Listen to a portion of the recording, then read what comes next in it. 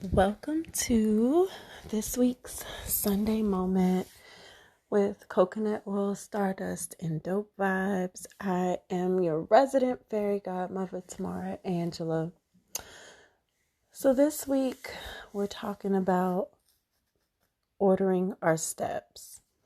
I sometimes, a lot of times, when I have sessions with clients, like the best information comes out of the session, just like the best information and like the best messages. And you would think that I go into it ready to serve, because I do. But there are so many times that the message that comes through, I'm like, gosh, that's nourishment for me too. Like that gem right there, as I'm just flowing in spirit, I'm like, that's for me too. And it's huge. And it's like, this is something that we have to share. So I had a session recently, and something came up that comes up with a lot of clients. They're like, I just want to know that I'm doing the right thing. I want to know that I'm walking the walk. I'm doing what I'm asked to do. I'm doing this right. And that comes up in a lot of sessions. I feel like that has a lot to do with programming, how we're programmed. We're programmed for perfectionism. We're programmed that you have to sit in this classroom, and you're in the classroom for an hour. And in an hour, you have to learn a new concept, understand it, and get graded on it. And you have to cram that in your brain in an hour. Like, you have to get it. And if you don't get it in that hour, you're a failure. You don't know what you're doing. There's something wrong if you need extra help understanding this concept after this hour. It's almost very punitive to have to come in for tutoring and things like that, because you didn't grasp the concept in an hour, and then you didn't grasp it enough for us to test you on it. And then it's problematic when people start to learn things only to regurgitate it back. So they learn it kind of by rote. It's like we learn just enough to leave it on the surface so I can spit it back out. Because if I'm able to do that, then testing says that I understand it. It has nothing to do with comprehension, right? And so then we fail and we struggle in certain areas because we're taught, for several hours a day, you got to get all these concepts. And we do that over and over again. You have several classes, so you have to do that in each class. I'm going to throw this thing at you, and you need to know it, and you need to understand it. And there's something wrong with you if you don't get it immediately, if it doesn't sink in immediately. Never mind the fact that you may be stressed out coming from home. You might have a kid who hasn't eaten, who hasn't sleeping, who hasn't slept, who doesn't have ideal conditions at home. They have all these stressors. They're worried about their social status. They're worried about normal things that kids are worried about. But you got to sit in here and you got to understand all this stuff really quickly. And we're constantly being tested. It's like, if you don't do this by this age, something's wrong with you. If you don't have a husband by this age, something's wrong with you. If you don't have kids by this age, something's wrong with you. And we'll even accept that maybe you got pregnant and lost a kid, but you had to have done something. You've never been engaged by this age. Something's wrong. We'll accept a failed engagement, but nobody's ever asked you. Like, we have all of these things in society that say, if you don't do this by this time, something's wrong. If you don't walk this and you don't get this 100% correct, something's wrong. And so a lot of clients come to me and don't understand with spirituality, with this walk, with this lifestyle, that it's not so black and white in that way. But we've also taught religion in a very punitive manner. I mean, religion has been given to us in a with fearful propaganda and tactics. And so it's not far-fetched for people to come and say, I prayed, did I do that right? Well, how do you set up an altar? Does it have to be this way? Does it have to be that? Like, we incorporate that sense of perfectionism into all of these areas where it really shouldn't be. We really shouldn't have that air of perfectionism when it comes to that. It's like, so when I say your relationship with God is your relationship with God, people still want me to quantify that. They still want me to say exactly what a relationship with God looks like so they can mimic it. I did on the Love Expansion Academy, there is a module called Building an Altar. And I did it all audio. It's all audio on purpose. Because, and I say it in the modules, that I didn't want to give you visual, because I felt like if I gave certain people visual, all they would do was copy what I did, and they wouldn't actually put their own ashe, their own energy, their own essence into their altar. They would simply do what I did and say, well, why isn't it working? Well, because like you didn't do your own. You have to do your own with this. And you have to do that by listening to what is needed for you and your relationship with your spirit team. And that's what should show up on your altar. So I'm having this conversation. I have this conversation often with clients where they're just like, I want to know what the next step is. And I'm like, you know what? If I take your foot and I guide it to the next step, you won't actually know how to walk.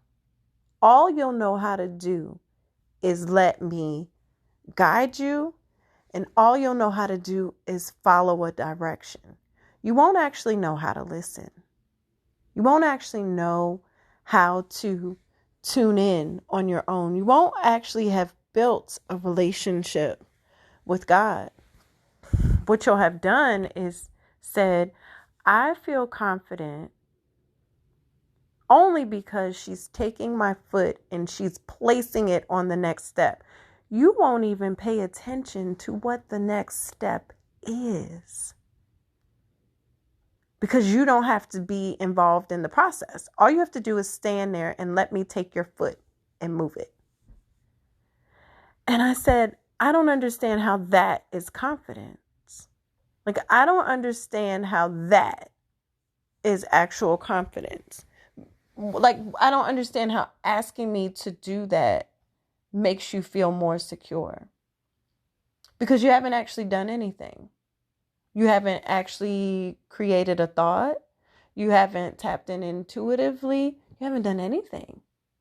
But how often do we go through life like that? Just saying, I just want you to give me this. So then that way I know I'm doing the right thing. That's like, ultimately, when you really think about that, that's very empty. You haven't shown up at all.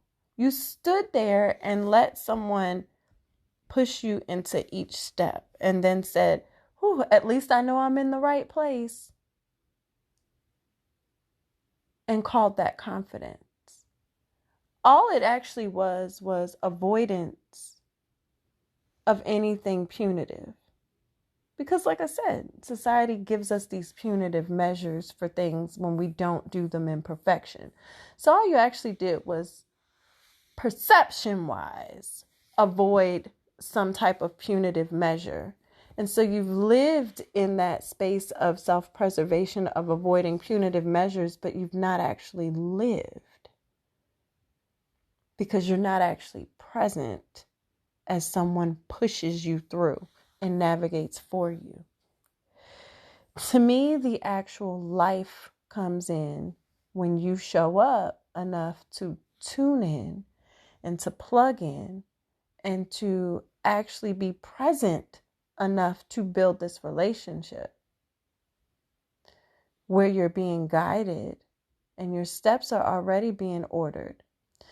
And that's where this came in the conversation yesterday. I said, it's funny because, you know, we go to church, we sing the song, ordered our steps in your word.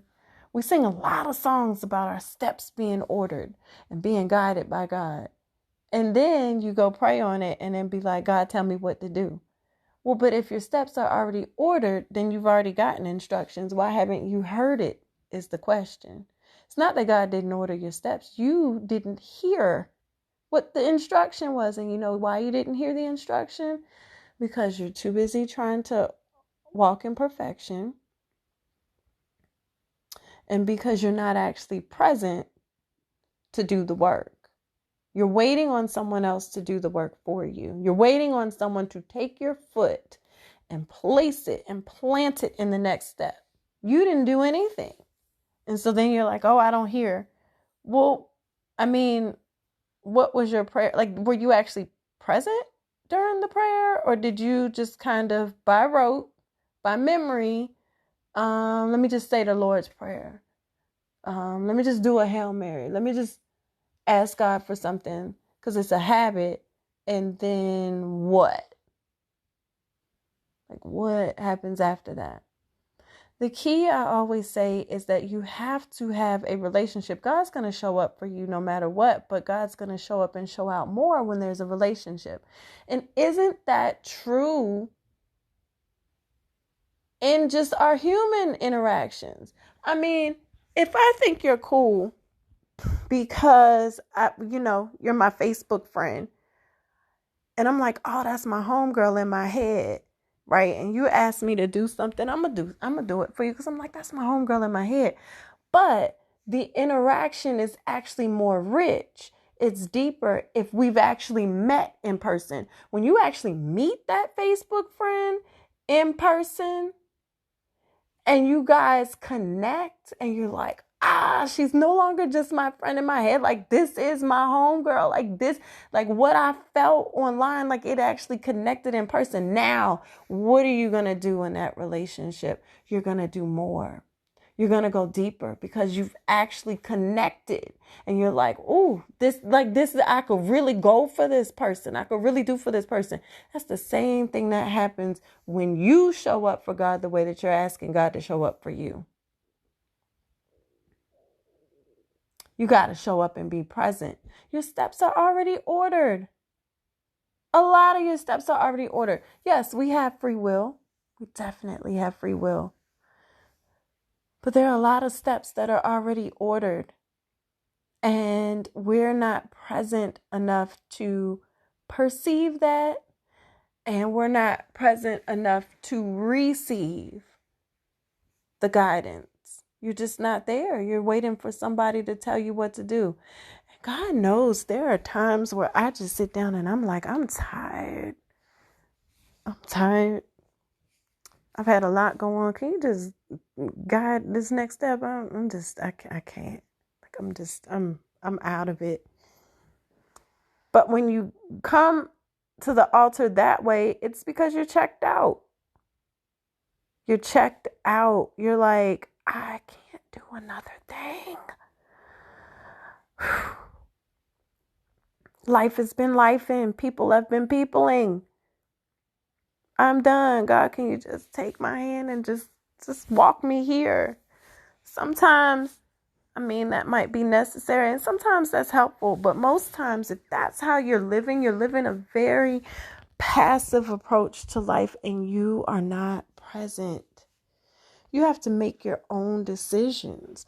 Even God isn't supposed to get in the way of your karma. Especially me too. Like, I had to, explain this to clients all the time. It's like, I see certain things, but I'm not supposed to get in the way of your karma. Like, you have to live that out. My job isn't to help you to consistently avoid pitfalls Some of those pitfalls you got to go through. And some of the stuff you got to go through because you're linked with somebody else going through it. And so the lesson is there in totality for everybody that has to go through. This is not a punitive thing, once again, because people always link karma to being some type of revenge, punitive effort, and it's not. In science, you say for every action, there's a reaction, and no one questions it. It's the same thing with karma. It's like, you did this, there's an outcome. The outcome can be great. The outcome can be not so great.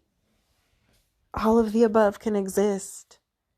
It's not a punitive effort, but like I said, society has us thinking everything is punitive and has us running from consequences, has us running from things, has us trying to avoid unforeseen pitfalls and say, well, you know what? This could go wrong. So if God just takes my foot and just plants it in the next place, then things won't go wrong, right? No, that was never said.